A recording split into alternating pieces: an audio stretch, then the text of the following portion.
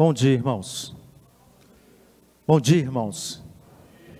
Bom dia os que participam do culto pela internet também. A gente lamenta muito, né, algumas coisas que acontecem e têm acontecido no Rio de Janeiro. Não lamentamos ficar sem internet, lamentamos o índice de criminalidade. Lamentamos que muitas vezes a nossa posição é de apatia diante disso, né? Ou nos sentimos impotentes, sentimos apenas os efeitos, mas eu acho que a gente deveria clamar mais pelo nosso município do Rio de Janeiro. Às vezes a gente pensa apenas em sair dele e deixar para lá. Quem fique, né, por último apague a luz. Às vezes parece essa impressão, mas a gente precisa orar mais pelo nosso Rio de Janeiro. Concorda comigo? Se você não tem um dia de oração pelo Rio de Janeiro, acho que você deveria fazer isso. No momento da mensagem, nós evitamos ao máximo qualquer tipo de aviso, mas há um que eu preciso fazer, porque eu entendo ser muito importante.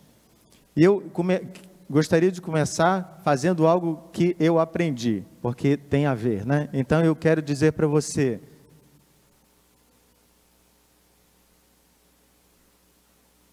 meu nome é Fábio.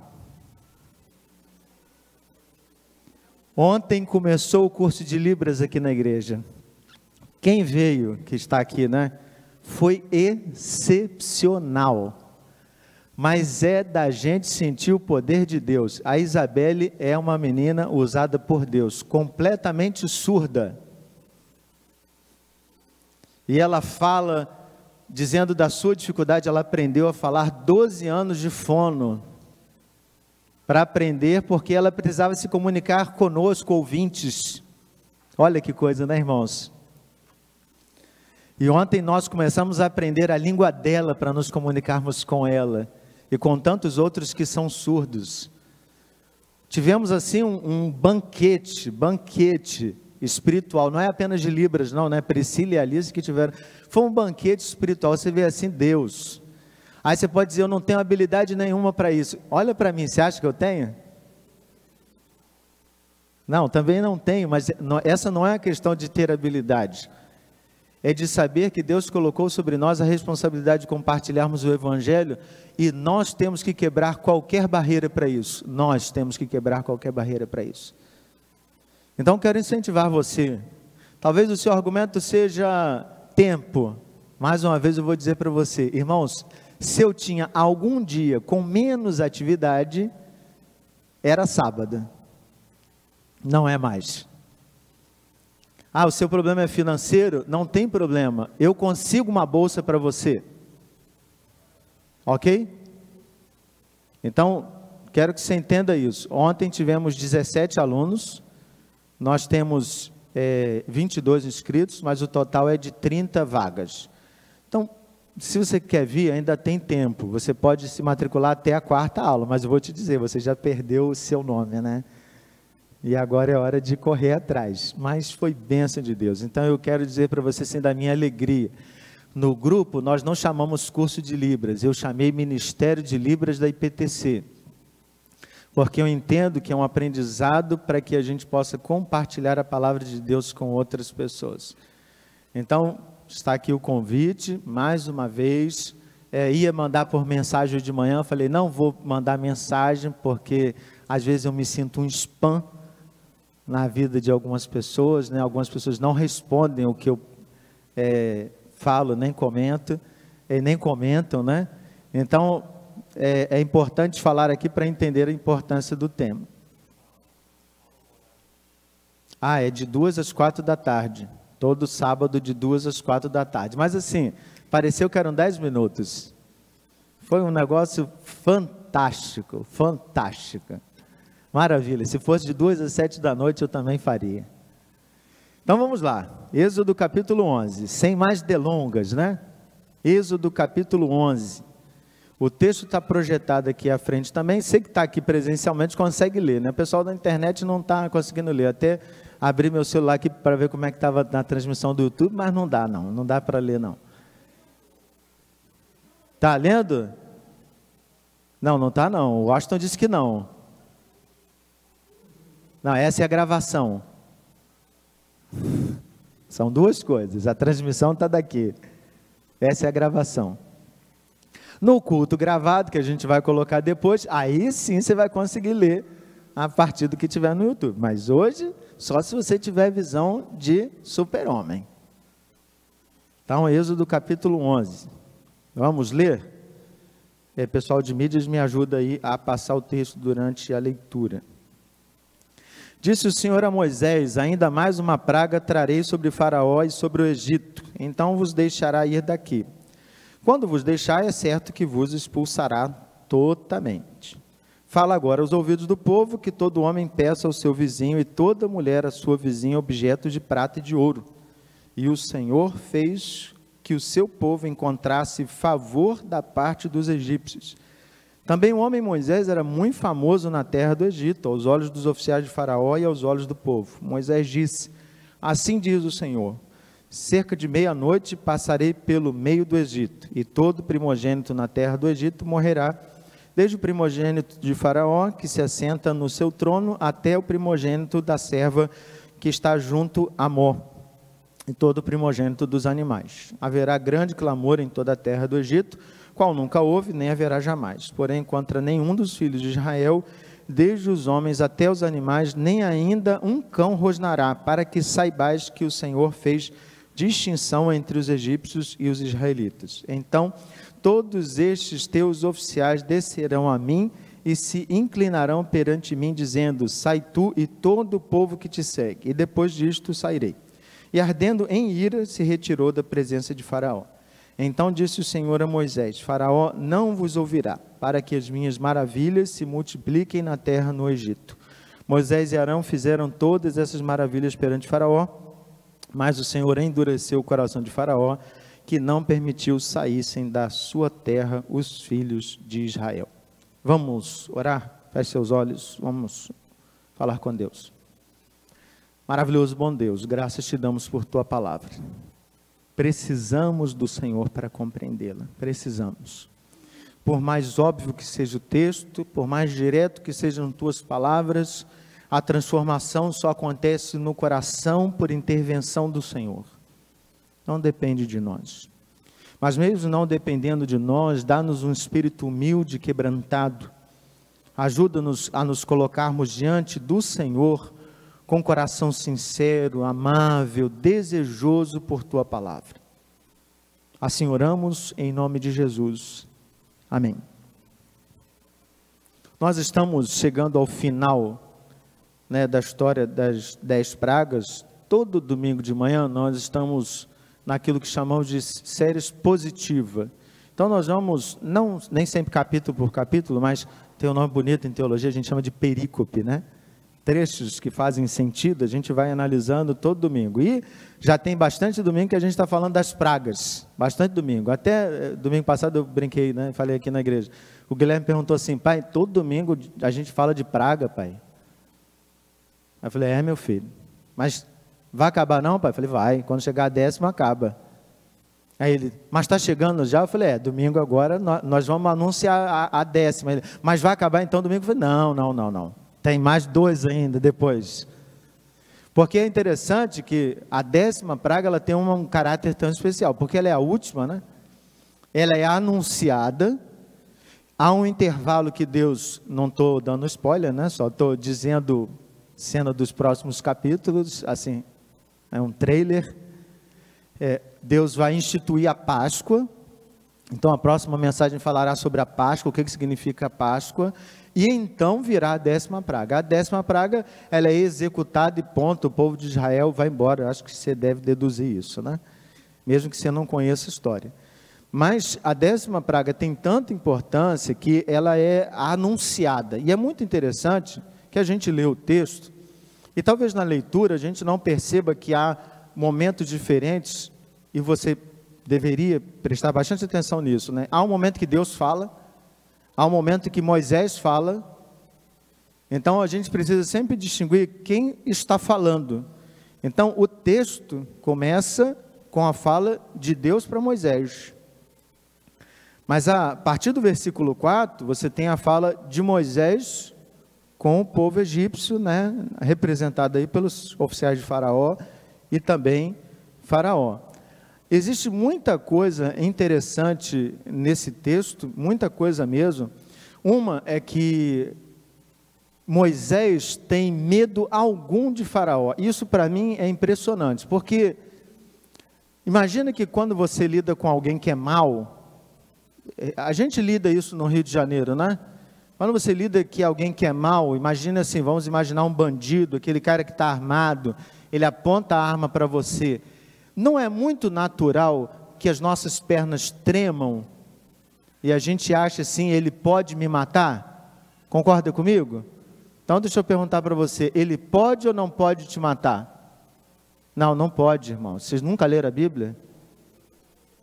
Só tem um que pode matar, irmãos. Jesus foi claríssimo para dizer isso.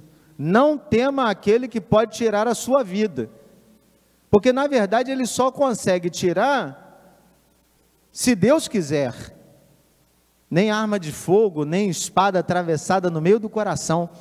Eu conheci um presbítero há uns anos, ele teve o carro roubado, ele tomou 5 tiros no coração. Ele foi largado no meio da pista e todo mundo achando que era um bandido, não quis socorrê-lo. Ele ficou cerca de 3, 4 horas num sol escaldante do verão esperando socorro. O que você achou depois disso? Morreu, mas não morreu. Não morreu. Não chegou a hora. Então assim, Moisés está diante de um homem mau. Um homem que poderia dizer assim, matem Moisés, não quero ouvir mais nada, estou sem paciência. Você imagina, né? Você é o imperador, você é o líder de uma nação, toda hora chega aquele cara te ameaçando, falando que vai acontecer alguma coisa. Será que em momento nenhum acaba a sua paciência e diz assim, eu vou matar esse cara e acabar com isso? Moisés não teme isso, pelo contrário, olha, tem uma expressão muito interessante. Diz o texto, olha, versículo 8, quando Moisés está falando com ele, diz assim, então todos os teus oficiais descerão a mim, se inclinarão perante mim. Olha a ousadia de Moisés, mas ele está falando, se inclinarão diante de Deus, né? Não apenas do Moisés. E vocês dirão, sai tu e teu povo que te segue, e depois disso sairei. Olha só Moisés, e ardendo em ira, se retirou da presença de Faraó. Irmãos, quando Moisés falou isso com Faraó, ele não falou cheio de medo não, ele falou assim, ó, vamos botar o pingo nos is aqui. Ah, moleque, é isso aí, cara. Moisés, ele tem noção, ele está falando em nome de quem? Se tem alguém que tem que ter medo, é ele, não eu. Eu sei a quem eu sirvo. E aí ele tem o dito, né? Se fosse na nossa geração, Moisés pegava o microfone, largava, né? Virava as costas e ia embora, assim, ou então botava aquele óculos maneiro, né?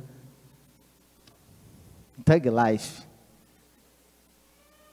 Mas há nesse texto uma outra expressão que me chama mais atenção ainda, embora o texto seja expositivo, então ele diz claramente, Moisés chega, ouve de Deus, fala a Faraó e aos líderes que vai chegar a 10ª praga, e ele agora não pediu nada, não pediu arrependimento de Faraó, ele só anunciou, vai chegar a 10ª praga, e quando a 10ª praga acontecer, você vai implorar para mim, saiam da minha terra. É isso que o texto está dizendo.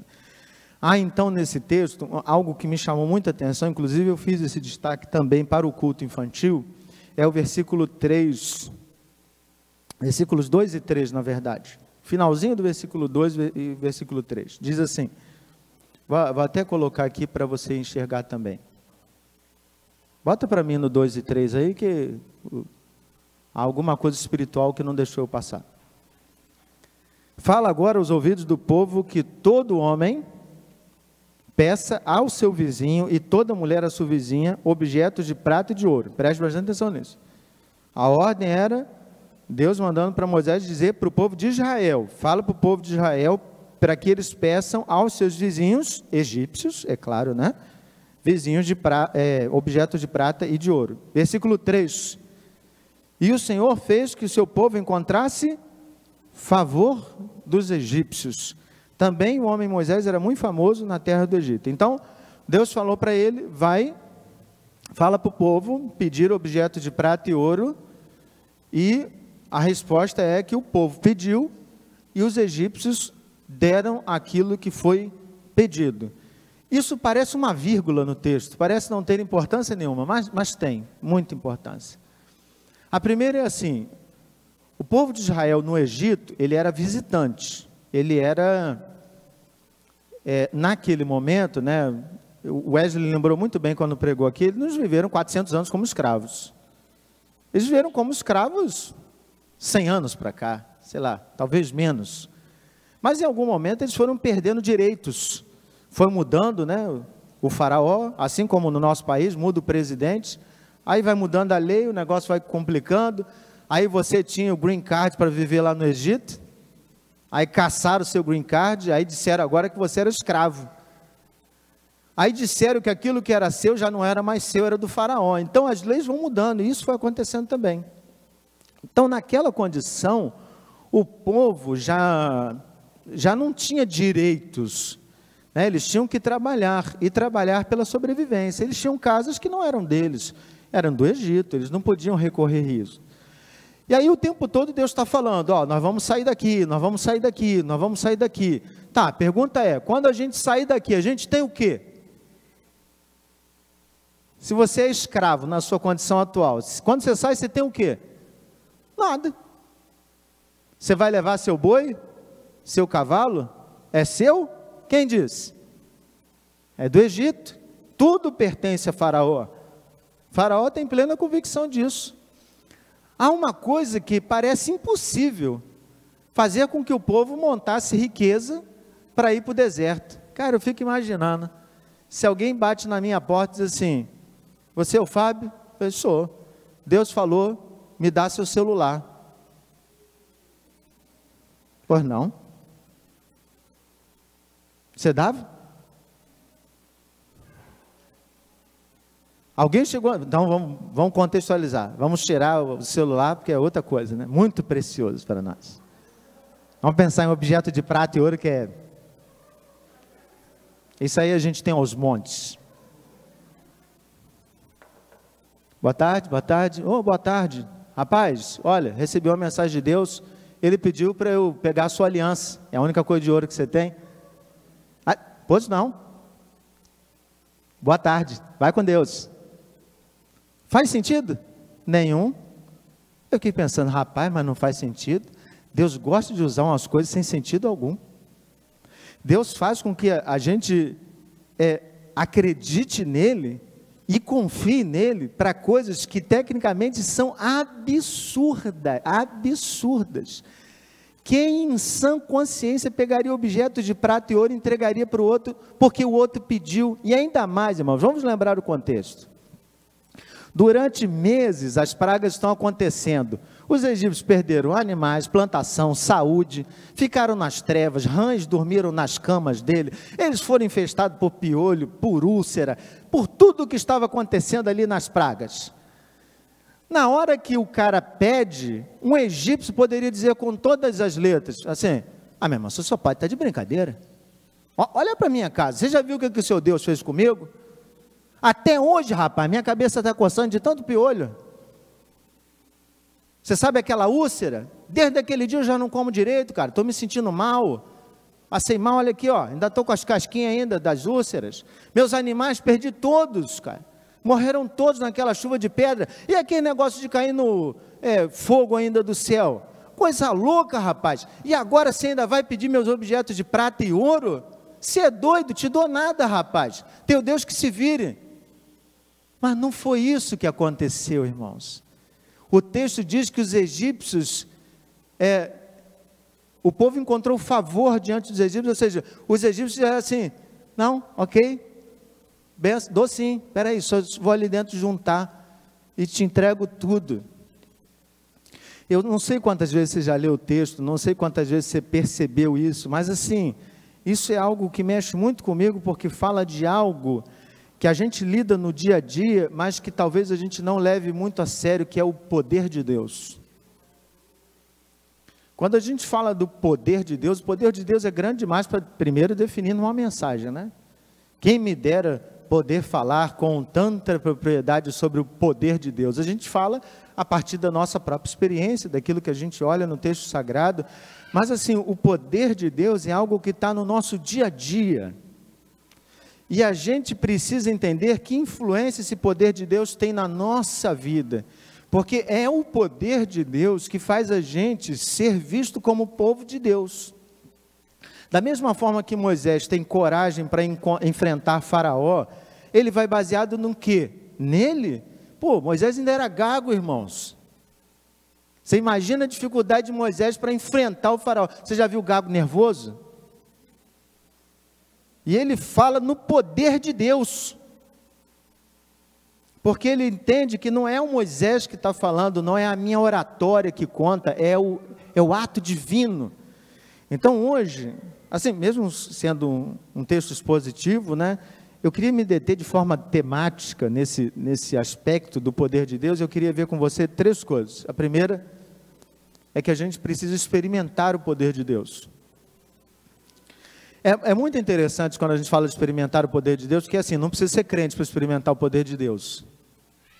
O poder de Deus, ele existe, ele está aí, você não precisa ter qualquer tipo de compromisso com ele, e Deus está lá mostrando o seu poder todos os dias. Você está aqui vivo com saúde, ok? Por mais que você esteja com uma virose ou com alguma dor, você está vivo com saúde. Isso é sinal do poder de Deus. A gente vive uma geração, né? Essa geração das crianças, elas parece que lá dentro elas jogavam celular já, né? Da barriga. E assim, eu lido isso com os meus filhos no dia a dia. Parece que a primeira coisa que eles lembram é: bom dia, onde está meu celular?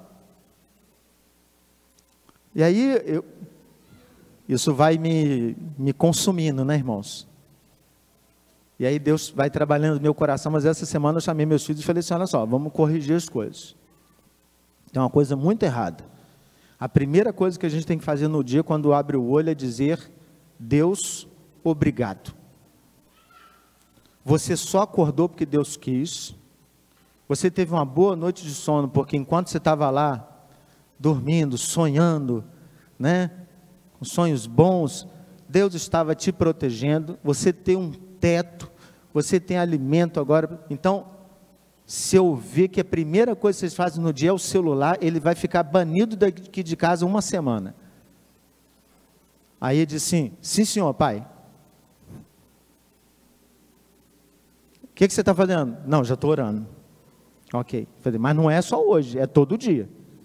Então todo dia a gente experimenta o poder de Deus. O salmista, no Salmo 139, um salmo muito conhecido, ele um dia olhando para o poder de Deus, ele disse assim: cara, antes que a palavra me chegou à língua, o Senhor já conhece. Pô, o Senhor me fez, o Senhor me construiu quando eu estava na barriga da minha mãe, foi Ele que me colocou lá, antes que os meus ossos existissem. Você já parou para pensar nisso, o dia que você era só uma geleia? Só uma célula assim? E aí o salmista começa a pensar nisso e diz assim: caramba, Senhor, o Senhor é maravilhoso, eu era uma substância ainda informe. Cara, isso é muito bonito para dizer assim: eu era algo melequento, sem forma nenhuma, mas o Senhor olhou para mim, eu era só um pedaço de arroz, e o Senhor me viu, e o Senhor me planejou, o Senhor sabia os meus gostos, o Senhor colocou em mim a minha personalidade, o Senhor me fez com inteligência, o Senhor me fez com tudo isso que eu tenho, o Senhor é maravilhoso. Então o salmista está olhando para trás e percebendo como o poder de Deus está na vida dele. Vamos olhar aqui, o tempo todo a gente falou das pragas no Egito, mas você reparou uma coisa? Em momento nenhum o texto falou da percepção do povo de Deus sobre as pragas. Isso é curioso, né? Curioso demais. Essa é uma pergunta que eu vou fazer para o Senhor. O texto só diz o tempo todo que as pragas não alcançaram o povo de Israel, mas a minha curiosidade é saber o que o povo de Israel pensava, ou como ele agia, diante de ver assim: caramba, quanto gafanhoto no Egito, caramba, quanto piolho, caramba, quanta úlcera, caramba, quanta pedra, caramba, quanto isso, assim, e nada acontecendo com eles. A minha pergunta é se quando ele olhava o bicho pegando na terra do vizinho, se ele olhava para ele e dizia assim: Senhor, obrigado, pelo teu poder eu estou vivo. Obrigado, Senhor, nenhum gafanhoto chegou na minha casa. Se eles percebiam essa ação do poder de Deus. E eu pergunto isso porque é só virar assim algumas folhas da Bíblia que você vai perceber que o povo parecia cego, surdo e mudo. Na caminhada, parece que o povo não experimentou nada com Deus. Parece que o povo não viu nada de Deus fazendo. Então, a experiência que eu falo do poder de Deus na minha vida, me ajuda nesse processo de amadurecimento. Eu não estou lidando com qualquer um, eu estou lidando com alguém que tem todo o poder. Irmãos, isso é essencial para fortalecimento da minha vida com Deus. Ele tem poder para me levantar, mas Ele tem poder para me matar. Ele tem poder para me fazer resolver problemas, mas Ele também tem poder para colocar situações, obstáculos na minha vida para que eu possa amadurecer. Então eu estou lidando com alguém que tem todo o poder, isso muda a minha relação, cria temor. Temor é algo bom, porque não é medo, temor é reverência, é saber que eu estou lidando, não com Zé, ninguém, estou lidando com Deus. Falta temor em Faraó, porque diante do poder de Deus, ele não reconhece Deus. Então é muito importante que a gente tenha essa percepção. Nós temos tanta dificuldade com o poder de Deus, né? Que a gente não vê o poder de Deus no dia a dia. A gente precisa de um milagre, algo que a gente chama de sobrenatural, né?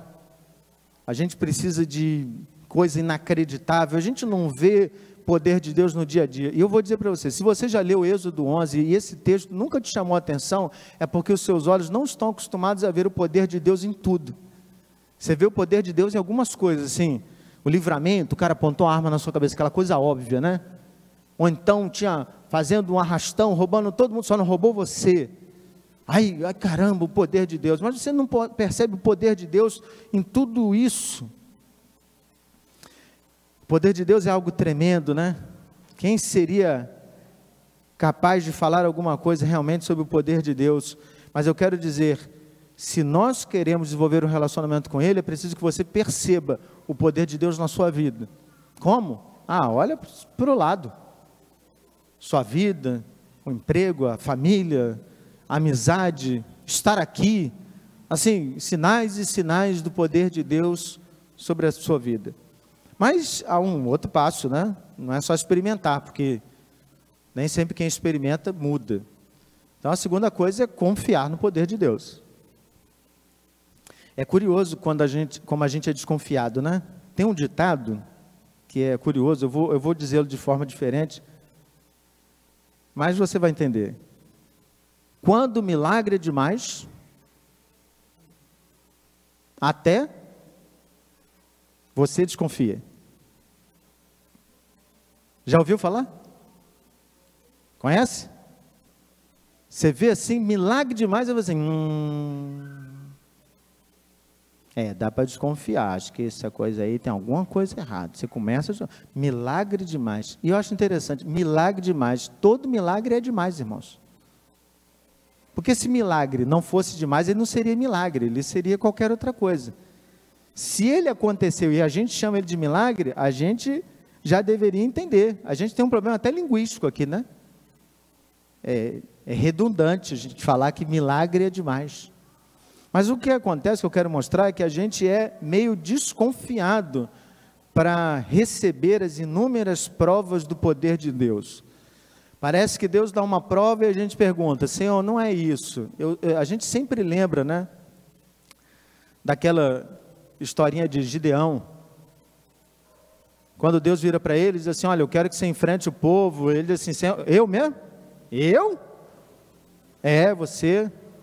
Então prova. Tem aqui uma lã. Hoje molha a lã, do lado de fora fica seco. Aí acontece, interessante. Vamos fazer o contrário agora. Agora seca aqui, molha do lado de fora. Aí aconteceu também. Por causa disso, Gideão acreditou? Não, continuou desconfiado. A gente sempre continua desconfiado. E aí que eu quero lembrar, o povo de Israel, e por isso que é curioso para mim, como é que eles viram as pragas da terra deles, da terra de Gósen, né, onde eles viviam. Como é que eles viam as pragas? Porque quando eles saíram do Egito, eles começam a caminhar no deserto, e aí Deus os coloca em frente ao Mar Vermelho, aparentemente sem saída. Qual é a atitude do povo? Vira para Moisés e diz assim, não tinha sepultura no Egito? Estava faltando um cemitério? É essa a questão? É para a gente ser sepultado aqui no mar, então. Você viu 10 pragas acontecerem. 1 quilômetro depois, você é completamente incrédulo daquilo que poderia acontecer. Irmãos, eu nunca vi fogo cair do céu. Mas eles viram. Eu nunca vi praga de úlceras, piolho, trevas, rãs, água transformada em sangue. E eu não vi nada disso. Mas eles viram. Como é que a experiência do poder de Deus pode ainda não nos permitir confiar? Porque uma coisa não está necessariamente conectada à outra. Depende da nossa percepção e submissão a Deus.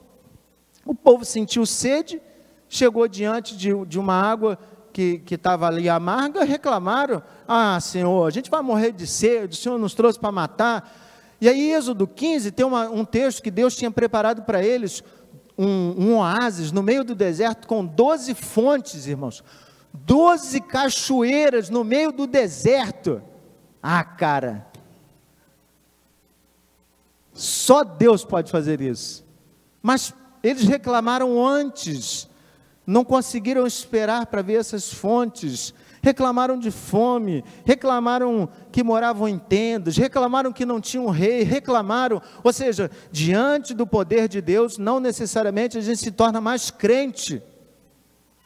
É preciso então que a gente tenha uma atitude de confiança. E como é uma atitude de confiança? Eu preciso olhar para o poder de Deus e dizer para a minha própria alma, como o salmista disse: por que você está tão agitada e tão abatida? Diga para mim. O salmista está conversando com ele mesmo. Por que você está tão agitado? Diga aí, alma do Fábio. Você não está vendo o poder de Deus? Você não percebeu isso? Você não percebeu aquilo? Tem motivo para você estar assim? Não, então para de ficar agitado, Fábio. Sim, parei. Quando o salmista tem uma reflexão pessoal, na verdade ele está olhando o poder de Deus e dizendo para ele mesmo: você tem motivos suficientes para confiar em Deus. O que eu quero lhe dizer, meu irmão, é que na maioria das vezes o nosso coração vai nos empurrar para a incredulidade. Você é uma pessoa confiante em Deus? Ou de vez em quando você tem aquele medinho assim? Mas Deus deu ou não deu para você e para mim provas suficientes para confiarmos nele? E aí existe um outro elemento para mim, que se a gente decide confiar em Deus, a gente precisa viver a partir do poder de Deus. Quando a gente olha a caminhada do povo de Deus, Jesus vai viver, então vai nascer, vai ser encarnado, né? Vai viver com seus discípulos, ele morre, ressuscita, e aí quando ele vai se despedir dos discípulos, ele diz algo que a gente precisa lembrar nesse momento. Atos 1, 8. Recebereis poder ao descer sobre vós o Espírito Santo, e sereis minhas testemunhas, tanto em toda a Judéia, como em Jerusalém, e Samaria, e até os confins da terra. Jesus subindo aos céus, olha para os seus discípulos e diz: vocês receberão poder. Então, a Bíblia é clara para dizer que aquele que é discípulo do Senhor Jesus recebeu por causa do Espírito Santo o quê? Poder. Então, a primeira coisa que eu preciso entender é: que poder é esse? Ou poder para quê? Porque a coisa mais fácil de fazer é me apropriar do poder que é de Deus, transferir esse poder para mim e ser reconhecido pelas pessoas por aquilo que eu faço. Então, Deus me dá capacidades, habilidade de agir em poder por causa dele, mas eu posso me apropriar do poder de Deus e ainda tirar vantagem com isso. Mas não foi para isso. Não é para isso. Então, o poder de Deus é aquilo que me impulsiona. A palavra no grego, né, para falar disso, é o dinamis, que acho que por isso que surgiu a palavra do carro, que é o dínamo. Os carros novos não tem dínamo, né? Não, o Jean que é bom para dizer isso, não faço a mínima ideia. Mas assim, tem não, né? Não, ninguém sabe também. Tem não, o Jean falou que não tem, então não tem. A função dessa peça no carro era gerar força, empurrar, mover, fazer com que o motor começasse a girar. Isso para nós pode ser traduzido da seguinte forma: mesmo tendo em nós o poder de Deus e a habilidade de fazer aquilo que Deus nos mandou fazer, e com a instrumentalidade que levou Moisés a enfrentar o faraó, ou seja, em nós existindo o poder de Deus, uma coisa muito comum de acontecer é a gente travar. A gente sabe que Deus tem poder, a gente diz que confia, mas a gente trava. E aí é que entra esse aspecto de pensarmos no poder de Deus, que foi dado a nós pela instrumentalidade do Espírito Santo, porque o significado mais prático para nós é que esse poder significa coragem. Então, quando eu enfrento alguma coisa que eu olho e digo assim, caramba, não consigo fazer isso, automaticamente eu travo, não travo? Eu não consigo. Se eu chamar alguns irmãos para orar aqui na frente, não consigo. Você foi convidado para pregar, vai estar 10 pessoas, ou então vai estar 100, e você ora para assim, Senhor, não vai ninguém. Várias pessoas já me falaram isso. Fábio, orei durante a semana toda para não ir ninguém. Não entendi. Quer dizer, eu até entendi, mas quis não entender.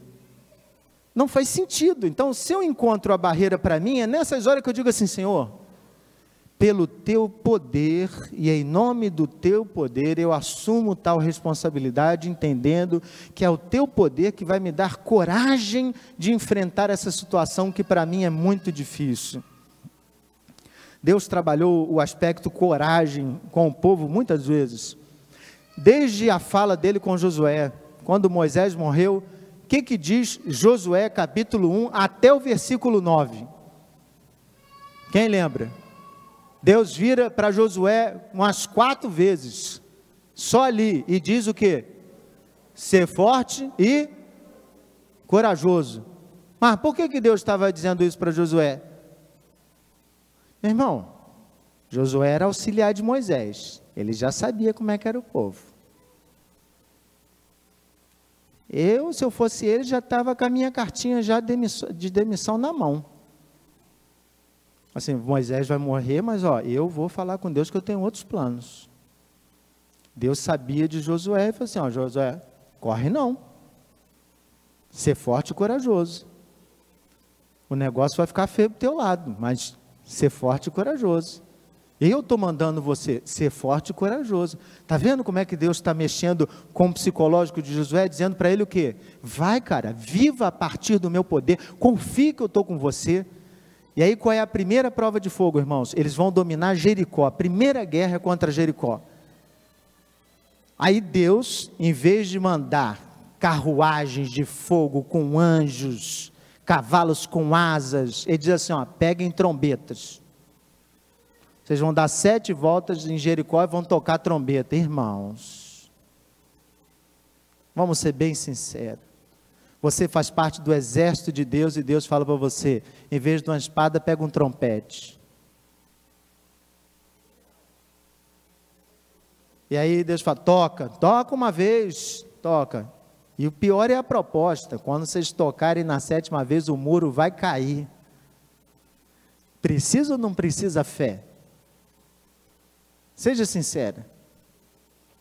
Agora você imagina, você está lá, a incredulidade está o tempo todo, rapaz, larga de ser burro, você já viu o muro cair tocando trompete? E você está tocando, e está aqui o seu pecado falando, não toca não rapaz, isso aí, muro cair rapaz, você ouviu isso de ninguém rapaz, não foi Deus que falou contigo, isso aí foi a sua vaidade, você, não cara, eu ouvi Deus, em determinado momento você começa até a desconfiar que foi Deus mesmo, aí você está lá tocando, aí quando você dá a última nota, aí o muro cai. Valeu ou não valeu a pena confiar em Deus? Porque a partir do momento que você vive pelo poder de Deus, você está pronto a dar o passo seguinte, é ver o que Deus pode fazer pelo poder dele através de você. Mas sabe o que a gente às vezes não consegue experimentar isso? É porque a gente trava. Então, quando a gente ouve sobre o poder de Deus, a gente precisa realmente entender esse aspecto, vou ser muito cuidadoso para dizer isso, de ousadia, né? Esse é o meu cuidadoso. A partir do poder de Deus, por quê? Porque a vida de um cristão exige passos de fé, de viver a partir desse poder de Deus. Então eu tomo decisões que são de fé, decisões difíceis de serem tomadas, mas eu tomo porque eu confio no poder de Deus, e eu não mudo por causa das circunstâncias.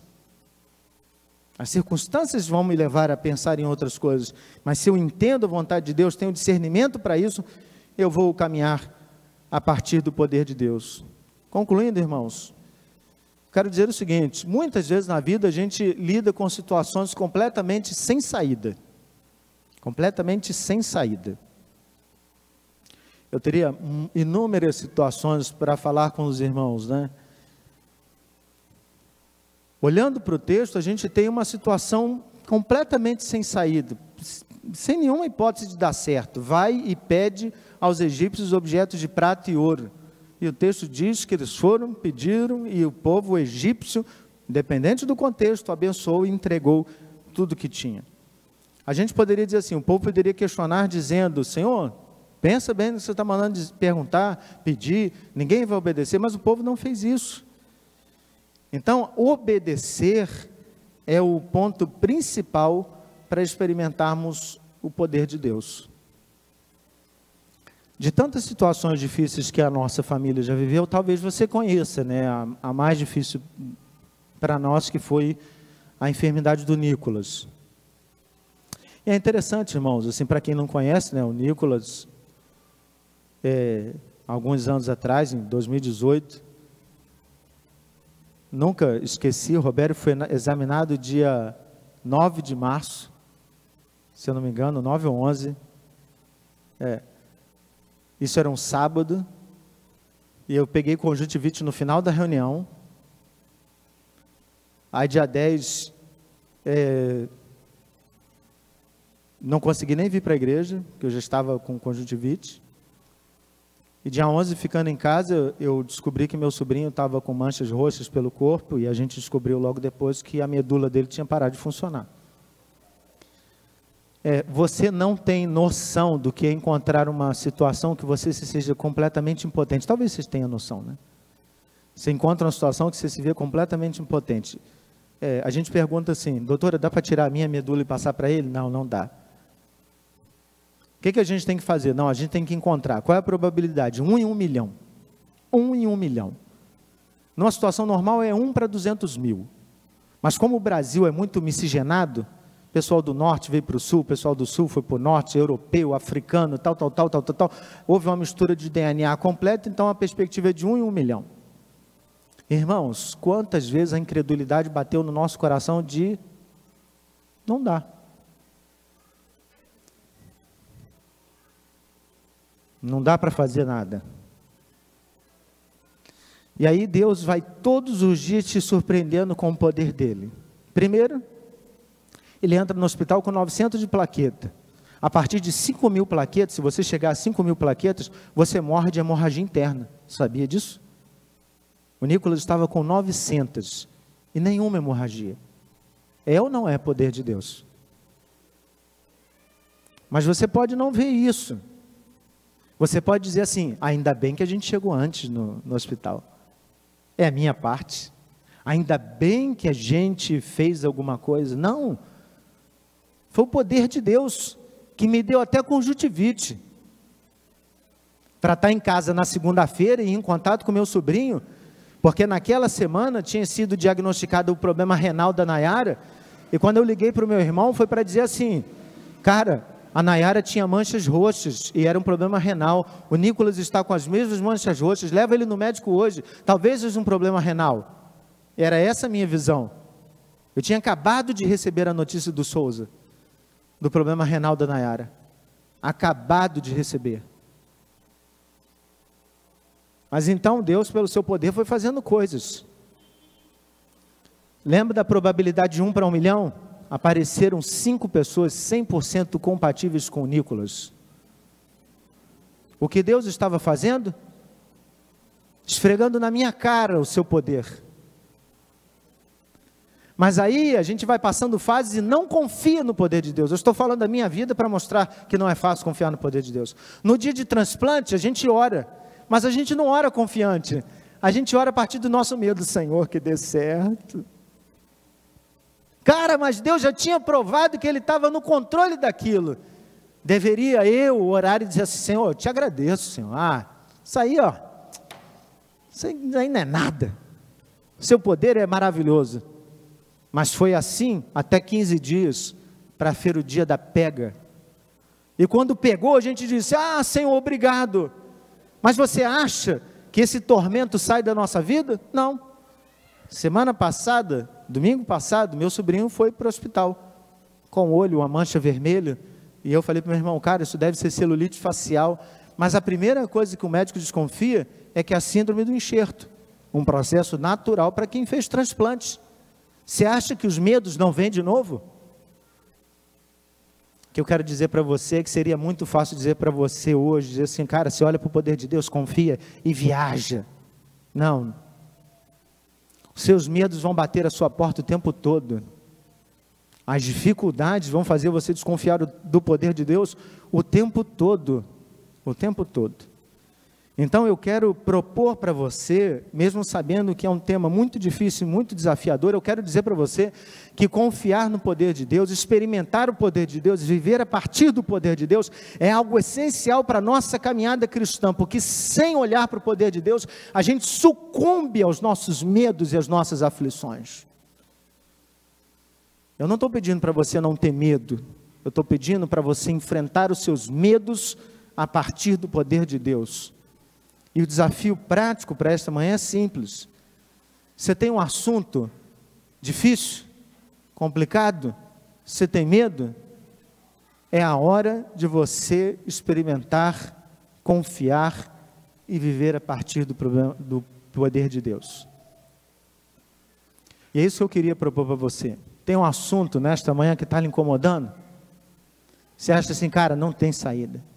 Às vezes não é seu, às vezes é um assunto de alguém que está muito próximo a você, mas eu queria que você tivesse essa noção de que você está lidando com coisas difíceis, porque Deus quer que você visualize o poder dEle, para que isso gere em você confiança, um relacionamento mais maduro, para que você não seja pessoa que vive saculejando, vive lá nesse ida e vinda, você é uma pessoa que vive usando Deus, não vivendo com Ele. Deus quer que você, ao contemplar o poder dEle, realmente tome uma decisão que seja assim, Senhor, que o Teu poder me faça viver a vida com o Senhor todos os dias. O Senhor tem me provado o Seu poder, então que isso me torne alguém mais crente, mais temente, mais confiante, alguém que realmente olha para a minha família e vive com esse relacionamento profundo, não esse idas e vindas, mas que isso mude e impacte o nosso relacionamento. Olhando para o povo de Deus, irmãos, eles experimentaram 10 pragas. Sabe o quanto que isso mudou na vida deles? Nada. Você conhece a história do povo de Israel. Eram pessoas incrédulas, que reclamavam. Mas não precisa ser assim conosco. A gente pode olhar para o poder de Deus e dizer assim, Senhor, que o Teu poder me torne alguém que acredita realmente no Senhor. Então quero propor para você fechar seus olhos, abrir seu coração diante de Deus e dizer, Senhor, eu tenho experimentado o Teu poder, mas eu quero viver a partir dele. Entregue nas mãos do Senhor aquilo que é difícil, aquilo que parece impossível. Fala com Ele. Vamos orar? Em silêncio, abre o seu coração.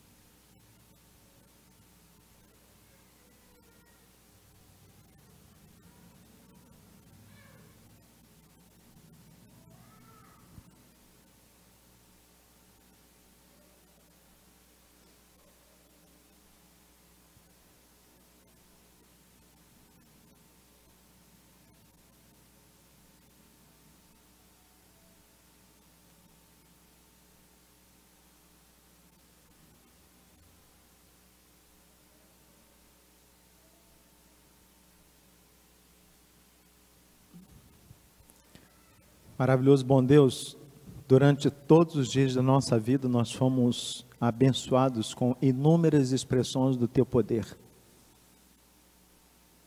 O Senhor, pensando nesse relacionamento conosco e sabendo o quanto seria importante para nós sermos testemunhas oculares, pessoais das expressões do teu poder, o Senhor tem inundado a nossa vida de provas e mais provas. De quanto o Senhor nos ama, de quanto o Senhor nos quer bem. Mas parece ser muito simples e muito fácil nos esquecermos do Senhor. Mesmo experimentando um milagre, que nem foi dito aqui no texto como um milagre, mas um milagre, de pedir a vizinhos objetos de prata e ouro, e sermos abençoados. Parece que a gente esquece, parece que a gente apaga da memória coisas que são tão importantes, e é muito comum na nossa caminhada encontrarmos pessoas olhando para a vida contigo e dizendo: não faz mais sentido, não tenho prazer, não estou feliz. Pai, como a gente é cabeça dura, como a gente é infeliz quando diz isso, como a gente é cego, como a gente, assim, é miserável. O Senhor tem cuidado de nós o tempo todo, mas a gente às vezes não percebe isso. Ao olharmos para a tua palavra parece óbvio isso. Então, creio que nesse momento, o meu sentimento dos meus irmãos é de percepção do teu poder, de confiança no poder, mas viver a partir dele, Pai, é muito desafiador. Exigem passos de coragem, e nem sempre a gente está disposto a dar. Talvez o nosso sentimento hoje seja de cansaço, medo, ceticismo, incredulidade, desconfiança, o nome que a gente dê. Senhor, quebranta o nosso coração e nos ajuda a entender que recebemos esse poder por meio do teu Santo Espírito. Se ao olharmos para a nossa família, ela está dilacerada, que possamos olhar para o Senhor com esperança. Se ao olharmos para a nossa saúde, se há algum medo de nossa parte com relação aos nossos medos, ajuda-nos, Pai, a termos coragem de enfrentar isso. Se temos medo de perder alguma coisa, seja o nosso emprego, condição, perder alguém que muito amamos, tira esses medos do nosso coração, que o poder do Senhor mova isso do nosso coração. Ajuda-nos, Pai, a viver a partir desse poder, a olhar para esse poder, a crermos no poder do Senhor e a entender que não somos absolutamente nada sem o Senhor. Tem misericórdia de nós, Senhor. Ajuda-nos. E que diante dos medos que mais uma vez baterão à nossa porta, e outras tantas vezes baterão na nossa porta, que o Senhor nos ajude a encará-los. E que a decisão que tomamos hoje, por instrumentalidade do teu Santo Espírito, seja: sim, Senhor, eu quero um compromisso maior, quero um compromisso verdadeiro, quero dizer ao mundo que sou teu discípulo, quero assumir isso com o coração aberto, vou deixar os medos, as tristezas, aquilo que sofri no passado, mas em coragem, pelo teu poder, eu coloco a minha vida diante do Senhor. Que seja essa a nossa oração, em nome de Jesus, amém.